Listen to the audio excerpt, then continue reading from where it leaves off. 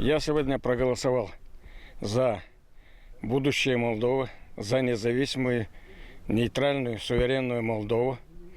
И прошу всех исполнить свой гражданский долg. Ben bugün verdim sesimi Moldova'nın geleceği için, onun bağımsızlığı için. Teklif ederim hepsini gelsinler de kendi seçimini yapsınlar. Prezidentlik seçimleri için de söyleyeceğim ki var kandidatlar kimden ayırma. С протянутой рукой ходить по миру, а чтобы она стала действительно цветущим краем, как она была в советское время. А для этого нужно изменить ситуацию. А вы сами примете решение, что для этого нужно.